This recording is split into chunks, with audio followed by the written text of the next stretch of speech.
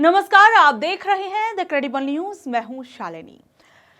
रामपुर से रायबरेली तक बजरंग दल ने जो तमाशा मचाया है, उसने ये साफ कर दिया कि इन कार्यकर्ताओं को लगता है कि इनके लिए कानून घर की खेती है और पुलिस उनके हाथ की कठपुतली। बजरंग दल का एक आदमी रामपुर में सरेआम थाने को फूंकने की धमकी देता है, मानो यूपी में सैया भाई कोतवाल नहीं बल्कि भैया जुड़े संगठन से वाला राज चल रहा हो। अब पूरी कहानी समझिए कि आखिर में मैं ऐसा क्यों बोल रही हूं। दरअसल रविवार को रामपुर जिले के कैमरी थाना क्षेत्र में बजरंग दल से जुड़े एक स्थानीय सदस्य सूरज पटेल ने वो किया जो किसी आम नागरिक के लिए सोचना भी मुश्किल है, और वैसे तो ये चीजें की ही नहीं जानी चाहिए। पुलिस के मुताबिक सूरज पटेल बिना इजाजत थाने में हिरासत में लिए गए एक व्यक्ति मोहम्मद सुहेल से मिलने पहुंचा। पुलिस ने नियम के मुताबिक कहा कि आप उनसे नहीं मिल सकते हैं। बस यहीं से कहानी ने खतरनाक मोड़ ले लिया। सूरज पटेल अपना आपा खो बैठा और पुलिस कर्मियों से गाली गलौज करनी उसने शुरू कर दी और खुलेआम धमकी देने लगा कि वो पूरा थाना ही जला देगा। और ये सब किसी बंद कमरे के अंदर नहीं हुआ, बल्कि पूरा घटनाक्रम कैमरे में रिकॉर्ड हुआ और सोशल मीडिया पर वायरल हो गया। एक बार आप खुद देखिए ये वीडियो।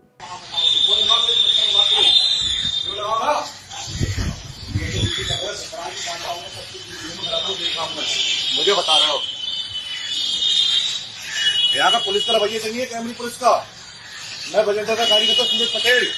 यहाँ पर पुलिस जो है एक जिहादी मामला है, वहाँ पर मैं उससे मिलने गया तो ये लोग मुझे वहाँ से हटा रहे हैं, मुझे उससे बात नहीं करने दे रहे हैं। इन्हें शर्म आनी चाहिए कि मैं करने क्या आया हूँ। हिंदुत्व के लिए मर रहा हूँ और माधव मैं बाहर से आ रहा हूँ गाँव से, मेरे से चल गया हूँ यहाँ पर। इन्हें शर्म नहीं आ रही है, अपने दबंगई में रहते हैं।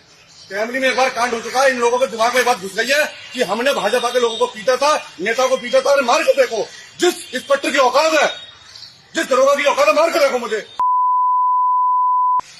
मैं तो कौन बचाता है? बुलाओ इंस्पेक्टर को, अगर मैं बात करता हूँ, मुझे जेल ले जाओ। बात कर रहा है खाली की यहाँ पर नौकरी बनाकर खाली। अरे बुलाओ, मुझे जेल ले जाओ। गाली कैसे दे रहे हो? गाली आप साथ में आपसे बात नहीं, आप चलते आपसे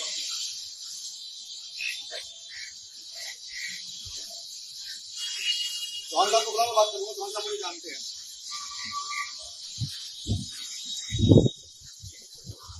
मेरे पुलिस थाने में मिला था जो बात किया बजरंग दल से जवान साहब ने मिला था जो मेरे चाहता हूँ सर, ये मिल लगता है पूछना उनसे। पूरी टीम आ रही है, हम बोलोगे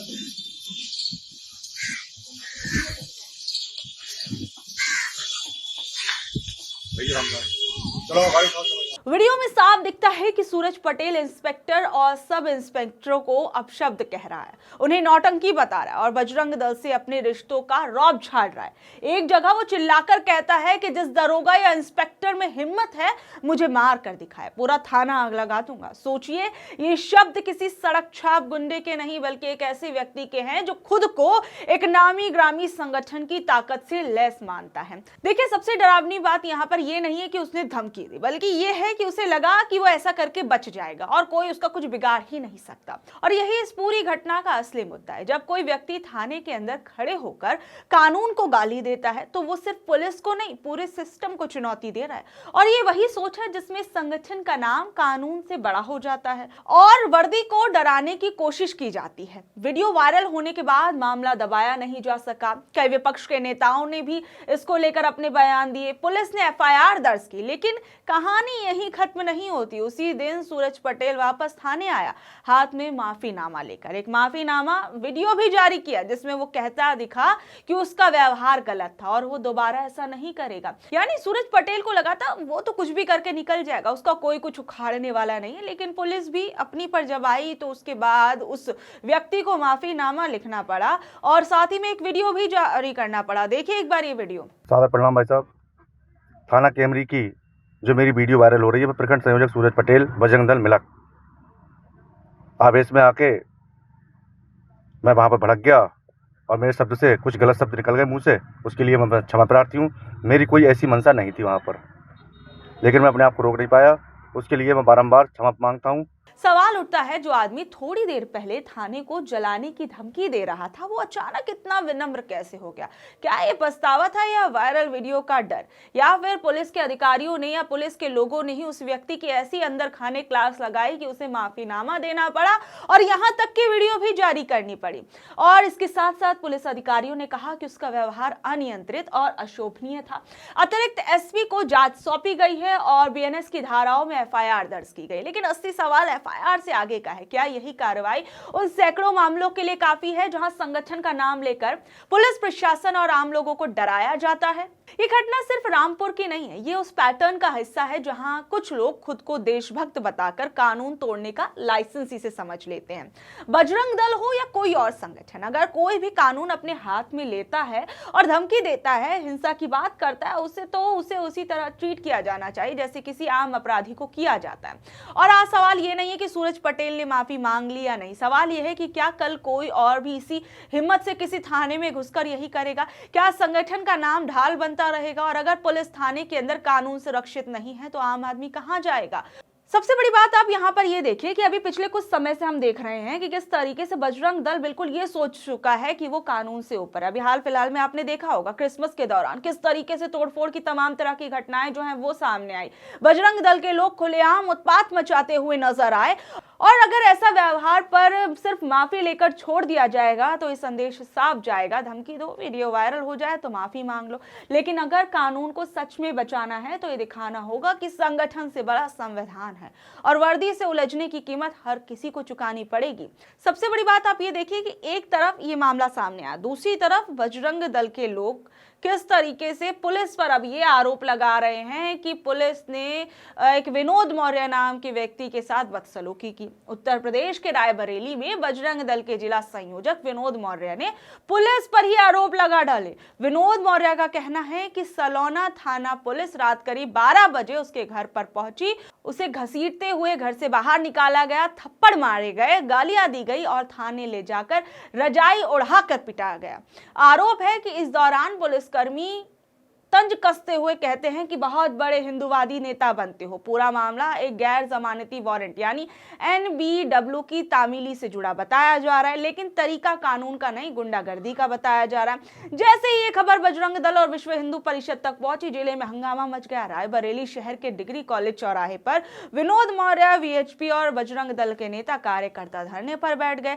देखते ही देखते मीडिया भी पहुंच गई, नारेबाजी शुरू हुई और पुलिस पर दबाव बनने लगा। मैं बजरंग दल जिला संयोजक विनोद मौर्य नाम है। क्यों प्रदर्शन कर रहे हैं, क्या मांगे हैं? ये कल एक NPW था मेरा, उसमें गौकची में मैं गवाह था।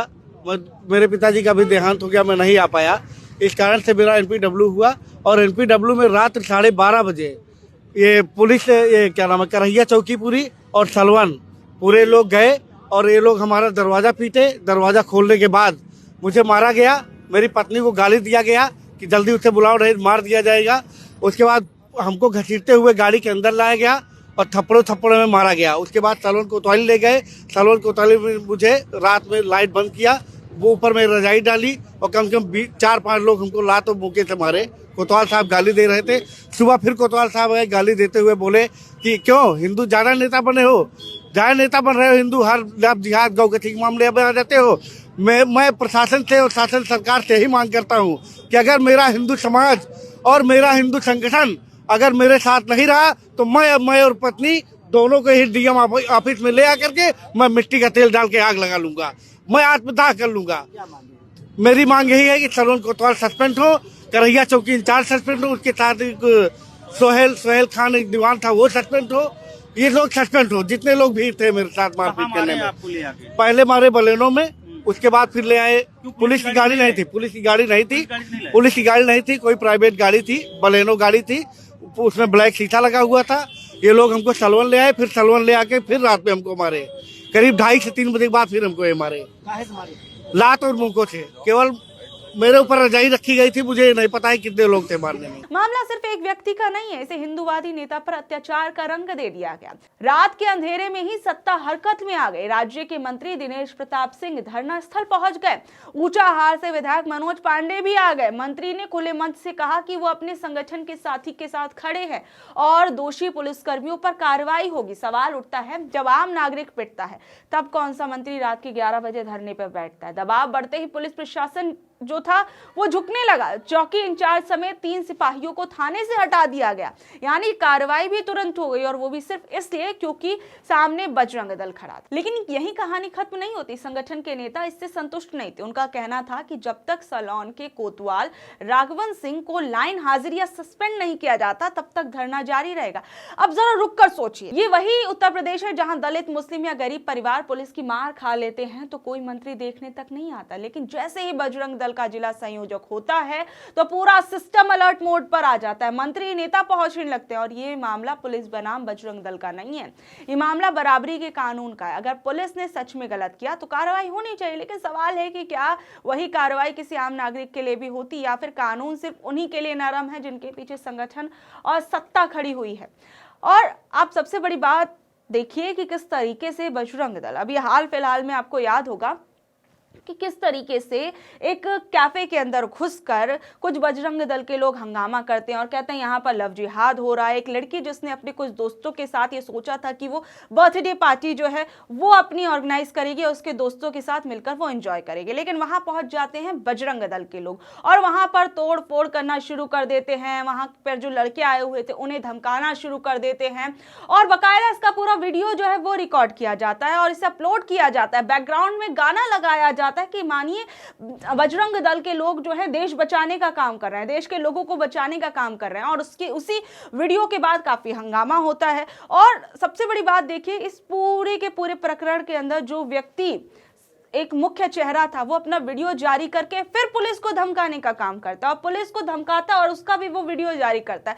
अब आप सोचिए कि किस तरीके से अब यूपी के अंदर पुलिस और किस तरीके से बजरंग दल के लोग कई बार आमने सामने आ रहे हैं। और बजरंग दल के लोग ये सोच रहे हैं कि अब तो मानो वो कानून से ऊपर है, पुलिस भी उनका कुछ नहीं बिगाड़ सकती है। और ऐसे हम क्या देखते हैं कि एक व्यक्ति सरेआम आकर पुलिस थाने के अंदर एक कुर्सी पर बैठकर बड़े ही ठाट बाट के साथ ये कहता है कि मैं इस थाने में आग लगा दूंगा।